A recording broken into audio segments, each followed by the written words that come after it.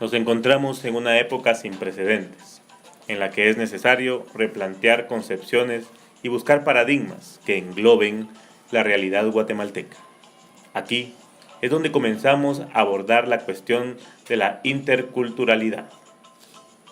Muy buenas noches a todos nuestros radioescuchas. Mi nombre es Carlos Espinosa y es un gusto esta noche compartir con ustedes el tema interculturalidad y bilingüismo dentro de la educación en Guatemala.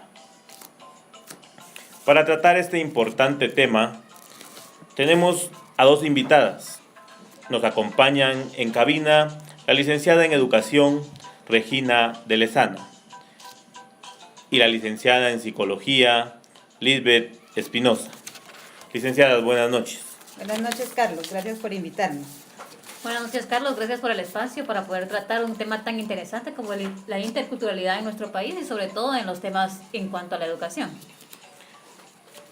Muchas gracias a ustedes, licenciadas, por aceptar nuestra invitación. Vamos a empezar de lleno en el tema haciendo una pregunta, en este caso para la licenciada Regina de Lezana.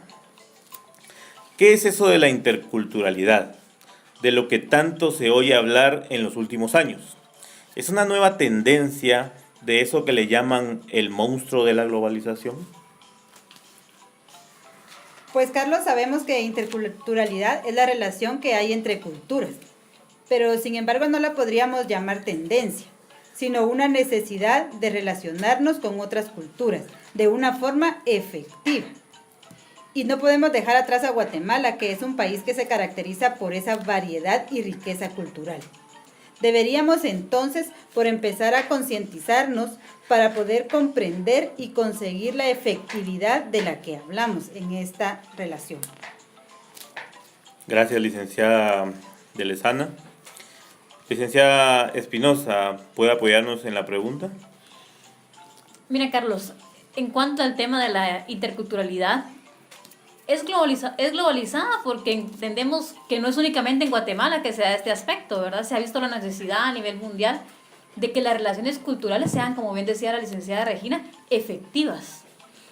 Pero más que la tendencia, no es una moda, es una necesidad en vista de la pérdida de la cultura que estamos teniendo actualmente. Gracias, licenciada. Vamos a seguir con el tema y con algunas preguntas. ¿Cuántas veces hemos oído hablar que según los acuerdos de paz se está consolidando la educación bilingüe intercultural? Esto es perfecto, incluso totalmente necesario, pero ¿dejaremos que se limite únicamente a que las escuelas de las aldeas indígenas, los niños tengan un maestro o maestra que hable su lengua materna? ¿O lo encerremos en la concepción de que el resto de escuelas se estudie la matemática maya? Licenciada, de acuerdo a esto, ¿qué nos puede mencionar sobre el marco legal que encierra la educación multicultural? Muy bien. En cuanto al marco legal, podemos dividirlo en dos etapas, que es antes y después de la firma de paz. Si hablamos de la prefirma, podemos mencionar la Constitución Política y la Ley de Educación Nacional. Ya luego de la firma de paz, se escribió mucho sobre el Acuerdo de Identidad Nacional, diciendo así que hay más de 5 leyes y 20 acuerdos. Pero realmente todo está escrito. Lo necesario sería aplicarlo. Claro que es suficiente, ya que es suficiente las 5 leyes y los 20 acuerdos que les mencionaba anteriormente. Gracias, licenciada. Continuando con el tema, ¿por qué considera que es importante que la educación sea brindada en el idioma materno? Hemos escuchado muchas veces exposiciones como para que enseñar idiomas indígenas que hablen inglés. Pareciera que vamos para atrás. ¿Cuál es su opinión sobre ello? Licenciada Espinosa, por favor. Mira, Carlos, cuántas veces, como usted bien lo decía, ¿verdad? Hemos escuchado que la gente, y ahora van a estudiar un idioma maya en los colegios. ¿Por qué no aprendemos inglés? ¿Por qué no hablamos otros idiomas? Y dejar por un lado lo que es nuestro. ¿Por qué no aprender idiomas mayas y no perder, como bien decíamos antes, esa cultura tan enriquecida y tan hermosa que tiene nuestro país? Realmente no radica únicamente en el enseñar en el idioma materno. Por supuesto que es importante. Muchos niños, le comentaré por ejemplo, en una escuela acá en Amatitlán, donde se me refería como caso en el área de psicología a una estudiante que no aprendía. ¿Cuál fue la sorpresa? Que la niña únicamente hablaba quiché. Este no es un problema psicológico. Simplemente la escuela no estaba preparada para la educación que esta niña necesita. Los padres no hablaban español y en la casa únicamente se hablaba el idioma maya. Gracias, licenciada. Para lograr esto, se crea entonces la DIGEBI, que es la Dirección General de Educación Bilingüe Intercultural, en 1995. ¿Cuál es su objetivo? Bueno, el objetivo de la DIGEBI es esencial, es diseñar y hacer operativo el proceso de la educación bilingüe intercultural, las políticas curriculares de atención a la diversidad personal, social, cultural y lingüística en los distintos niveles y modalidades del sistema educativo nacional. Es por eso que la DIGEBI, entre sus líneas de trabajo, podríamos mencionar que desarrolla el idioma materno del niño y la niña en los procesos de aprendizaje en el aula, que son tan importantes como mencionaba la licenciada. Le da también atención educativa a la población escolar en todos los niveles, desde la preprimaria hasta los graduandos. También se propaga hacia los padres de familia, ¿verdad? Dando talleres de sensibilización, que es muy importante también que ellos conozcan este trabajo que se está realizando. Elaboran textos, módulos y material didáctico educativo en los idiomas mayas, garífuna y xinca, los cuales también son conocidos por los docentes de nuestro país. Por lo tanto, ¿verdad? Se les da esa formación docente para que ellos sean los mediadores de esta educación. Pues, gracias, licenciada. Continuando, tenemos una pregunta para la licenciada Espinosa. Licenciada, ¿qué papel jugaría la psicología en la interculturalidad? Iniciemos, Carlos, entendiendo que la interculturalidad es la relación que existe entre las culturas. Y aquí tenemos muchas ideas en las que se menosprecia a los pueblos indígenas, donde pareciese haber que el mestizaje o los ladinos tienen mayores oportunidades que el área indígena. Aquí lo que se hace y lo que aprendemos a trabajar en el área de psicología es cambiar ese pensamiento, vernos a todos por igual, romper ese estereotipo y esas creencias y poder mejorar la salud mental de cada uno de los guatemaltecos para que ellos puedan comprender que todos somos iguales.